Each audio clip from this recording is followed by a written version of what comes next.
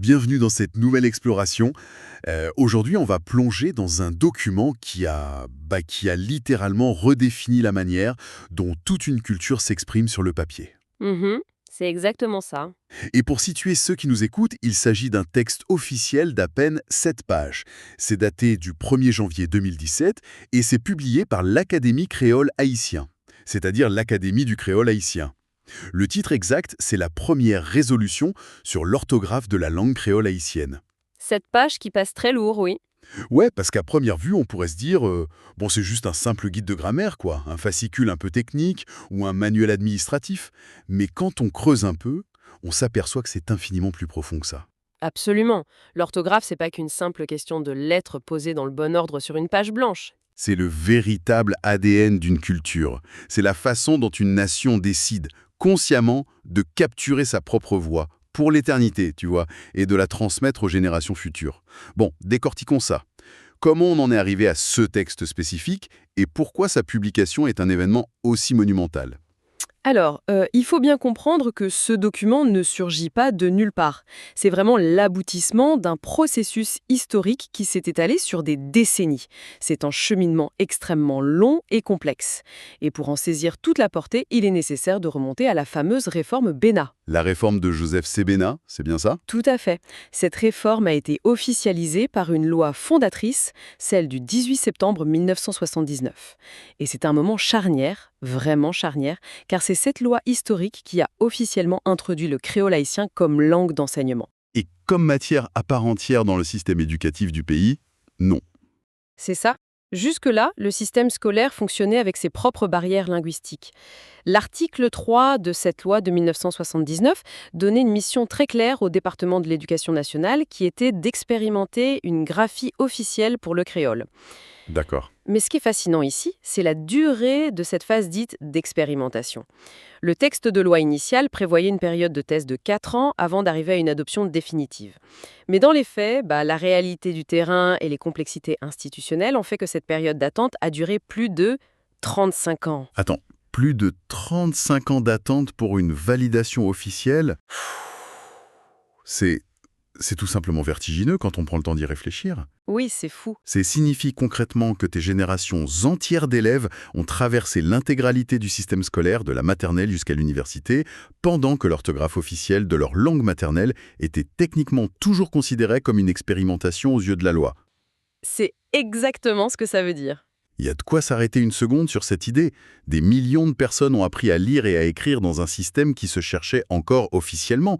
Et donc cette résolution de 2016 ou 2017 vient finalement clôturer cet immense chapitre. Voilà, en fait, tout s'accélère après la création de l'Académie en 2014, puis la signature d'un partenariat crucial en juillet 2015 avec le ministère de l'Éducation nationale, le MNFP. Et le document souligne d'ailleurs que cette résolution est le fruit d'un effort de collaboration colossal. C'est pas juste une décision prise dans un bureau. Il est question d'un atelier intensif de 7 jours complets organisé fin 2015 en collaboration avec la FLA. La faculté de linguistique appliquée, oui. Exactement. Et ce n'était pas juste quelques théoriciens dans une salle fermée. Ils ont réuni des techniciens du ministère, des spécialistes de l'alphabétisation, des professeurs de faculté, des directeurs d'école, mais aussi, et je trouve ça génial, des écrivains, des éditeurs. Cette diversité des profils était une nécessité absolue. Le but de cet atelier n'était pas de réinventer la langue de zéro. Elle vivait déjà, elle était parlée, écrite, lue au quotidien. Ouais, il fallait juste la standardiser sur des bases scientifiques. Exactement. Les écrivains apportaient leur pratique de la fluidité, les professeurs amenaient leur expérience des difficultés d'apprentissage des élèves face au tableau, et les linguistes garantissaient la cohérence structurelle. C'est un vrai travail d'équipe. Il fallait éliminer les ambiguïtés qui s'étaient installées avec le temps et fournir un cadre légal et éducatif irréprochable. Et c'est de cette concertation que découlent les règles établies dans le document. Du coup, rentrons dans le vif du sujet.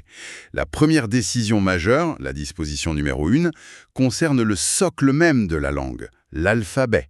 Et c'est une logique phonémique implacable. C'est le mot juste. L'Académie a choisi de reconduire l'alphabet de 1979, qui repose sur un principe phonémique très strict. La langue créole haïtienne est composée de 32 sons distincts, ce que les linguistes appellent des phonèmes. Et la règle d'or qui structure tout le reste, c'est que l'alphabet représente ces 32 sons avec exactement 32 symboles. Pas un de plus, pas un de moins. C'est presque mathématique. C'est ça. Un son égale un symbole. Point final. C'est une transparence totale. Ça tranche radicalement avec ce qu'on observe dans beaucoup d'autres langues. En français, par exemple, une même lettre ou un groupe de lettres peut se prononcer de plein de manières différentes à cause de l'histoire du mot, des exceptions. Bah oui, le fameux OIGNON pour oignon. Voilà. Ici, on n'a pas ce problème. Et le document prend le temps de bien catégoriser ces symboles, qu'il nomme des graphèmes. La structure est hyper logique. Un graphème peut être constitué d'une seule lettre, ce qu'on appelle un graphe. Mhm. Mais il peut aussi être composé de 2 lettres, un digraphe, ou même de 3 lettres ensemble, pour former un trégraphe. Et le tout est divisé en 3 familles, les voyelles, les consonnes et les demi-voyelles. Cette rigueur permet de clarifier des nuances sonores très fines. Si on prend les voyelles, le système fait une démarcation très nette entre les voyelles orales, où l'air sort juste par la bouche, et les voyelles nasales, qui font résonner l'air dans la cavité nasale. Ouais, le texte donne des exemples très parlants pour ancrer ça dans le réel pour notre audience. Il y a notamment cette fameuse voyelle spéciale, le I, U, I, qui est classé comme un graphème à part entière. Oui, un digraphe. C'est ça. Le document cite des mots du quotidien comme UI pour le chiffre 8, cuit pour l'action de cuire, ou encore produit pour un produit. Le son I forme un bloc indivisible. Et pour les voyelles nasales, l'exemple du trigraphe OUN est tout aussi frappant. OUN. C'est un son unique qu'on retrouve au cœur de mots profondément ancrés dans la culture haïtienne, comme Ungan. Le fait de figer ces spécificités phonétiques dans le marbre donne une légitimité visuelle à la façon dont les gens parlent vraiment.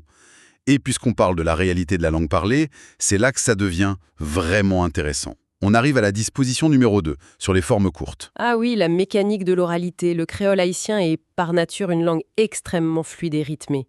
Pour capturer cette cadence à l'écrit, le document encadre officiellement ce qu'il appelle les formes longues et les formes courtes. C'est une super reconnaissance de comment la langue vit au fond. Absolument. Beaucoup de pronoms et de verbes très courants possèdent 2 formes valides. L'Académie confirme qu'on peut utiliser la forme longue ou courte, selon le rythme de sa phrase. Par exemple, le pronom moins peut se contracter pour devenir un simple me. Le verbe vini peut se réduire à 20. Donc on a le choix d'écrire moins vini, complet, ou le plus percutant, main, vin. Exactement. Et ça donne une vraie liberté aux écrivains. C'est une flexibilité géniale. Mais là où le comité a posé des limites très strictes, c'est autour du piège du « wa », qui est la forme courte du pronom « ou ». La règle est fascinante car elle ne laisse aucune place à l'interprétation. Le wa est un peu particulier, oui. Il a un besoin vital, absolu, d'être en contact direct avec une voyelle pour exister sur le papier.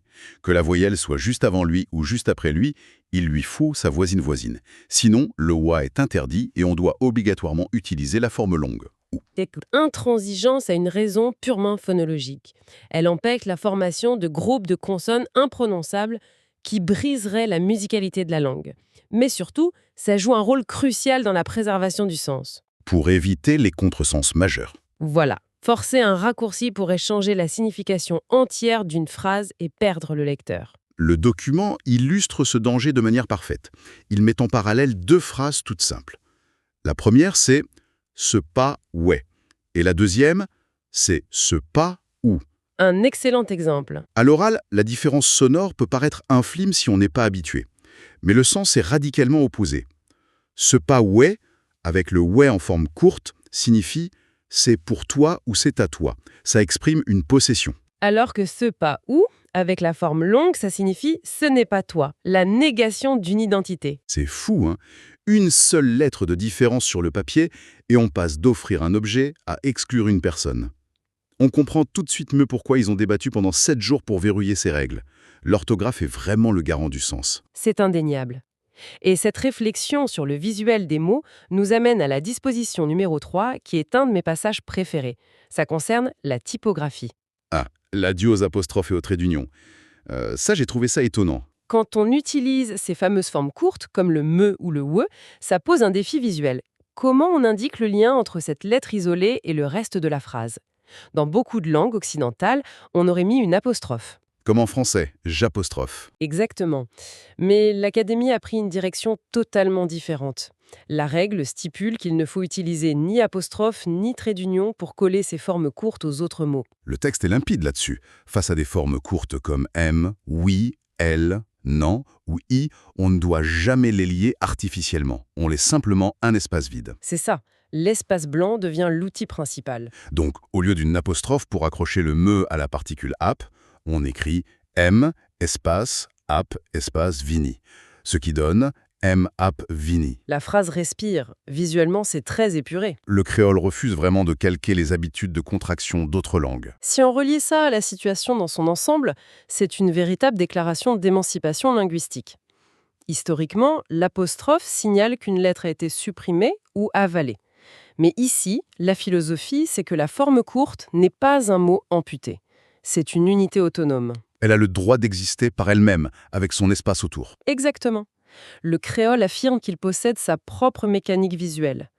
Et le trait d'union est réservé à des cas très périphériques, comme les intervalles de page 22-26, ou pour les dialogues. Alors, qu'est-ce que tout ça veut dire pour un autre problème épineux? Les noms propres, la géographie, les noms de villes. C'est les dispositions 4 et 5. On ne peut pas juste effacer l'histoire d'un revers de main. C'est souvent là que les réformes orthographiques coincent. Mais les rédacteurs ont fait preuve d'un grand pragmatisme. La règle instaurée stipule qu'on ne modifie pas l'orthographe des noms de personnes par rapport à leurs documents légaux, comme les actes de naissance. Qui sont souvent rédigés en français ou en anglais. Oui, c'est une question de sécurité juridique. On ne peut pas invalider l'état civil de toute la population. Mais l'Académie introduit une règle de transition très habile. On garde l'orthographe légale, mais on ajoute systématiquement la prononciation créole, entre parenthèses, juste à côté. Les exemples du document sont superbes. L'ancien président d'Haïti, Paul Magloire.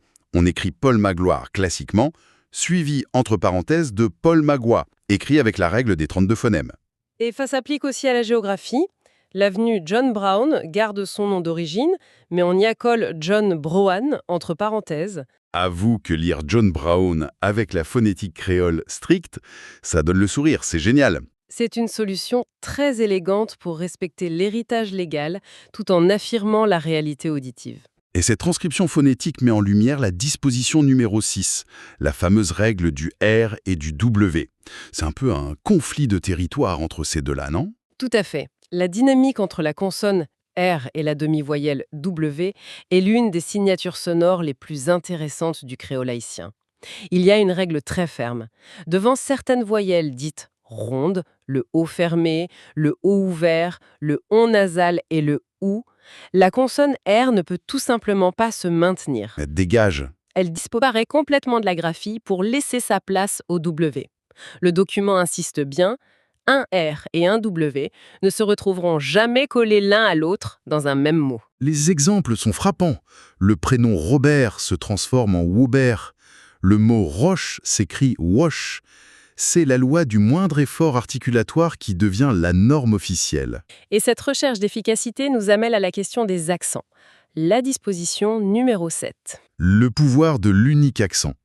Dans d'autres langues, on s'arrache les cheveux avec les accents aigus, graves, circonflexes, les trémas. Le système créole fait un choix radical. Il n'y a qu'un seul et unique accent, toléré dans l'intégralité de la langue. L'accent grave. Et il n'est pas décoratif, il remplit deux fonctions techniques vitales. La première, c'est de différencier des graphèmes proches, comme séparer le E fermé du E ouvert, ou le O fermé du O ouvert. Si ça disparaît, le lecteur ne sait plus comment prononcer. Et l'Académie est si stricte qu'elle exige de garder cet accent grave même sur les majuscules. Normalement, ça fusionne pour former la voyelle nasale en. Comme dans le mot manger, manger. Voilà. Mais comment faire quand on veut prononcer le son A isolé, puis la consonne N isolée, sans les fusionner en son nasal, en? Et c'est là qu'intervient l'accent grave. En plaçant un accent grave sur le A, ça devient un A, et ça agit comme un mur de briques. Ça bloque la fusion. Le document donne une comparaison imparable. Les phrases « pan »,« mi »,« en » tombent et « auto » à « en pain ». Analysons ça. Mais dans « auto à pan », A-N, P-A-N, l'auto est en panne, le dernier mot pan s'écrit P-A-N, avec l'accent grave sur le A. Le cerveau voit l'accent, il ne fusionne pas. Il lit A, puis il lit N. Ça donne panne. C'est d'une précision mécanique incroyable. Ce niveau de détail, c'est le résultat direct des 7 jours d'ateliers scientifiques. Chaque zone d'ombre depuis 1979 a été débattue et résolue. Et ça va jusqu'au bout, jusque dans la ponctuation. La touche finale, ouais. Ouais. La décision de baptiser officiellement chaque signe avec son nom en créole. Le point s'appelle le point, La virgule devient vigile, les guillemets s'appellent gimets, les parenthèses, parenthèses. C'est une appropriation totale de l'outil d'écriture. Ce document, qui a l'air d'une simple circulaire administrative, c'est en réalité le manuel d'instruction d'une fierté nationale. Magnifique. La codification d'une langue n'est jamais un acte neutre. Cela soulève une question importante sur l'impact de ce document. Ces règles vont façonner l'éducation des futures générations. On remplace le flottement et la confusion par la clarté. Exactement. Les institutions offrent aux élèves une légitimité indiscutable à leur langue maternelle. C'est un levier de développement cognitif et culturel d'une puissance inestimable. Eh bien, c'est une transformation profonde de la société par l'écrit. On arrive à la fin de cette session. Mais avant de clore, je voudrais laisser ceux qui nous écoutent sur une petite réflexion. On a vu qu'un outil aussi vital qu'une langue parlée par des millions de personnes a pu rester dans une phase d'expérimentation officielle pendant plus de 35 ans, de 1979 à 2016. Si une institution entière peut traiter le pilier de sa propre culture comme un test pendant 4 décennies, quelles autres normes fondamentales de nos sociétés actuelles considérons-nous comme gravées dans le marbre, alors qu'elles ne sont peut-être secrètement que de très longues expérimentations en attente de leur propre résolution? Une très belle piste de réflexion. Gardez cet esprit d'analyse éveillé. Merci à tous d'avoir suivi cette anatomie détaillée. À très bientôt pour une nouvelle plongée dans les textes qui façonnent notre monde.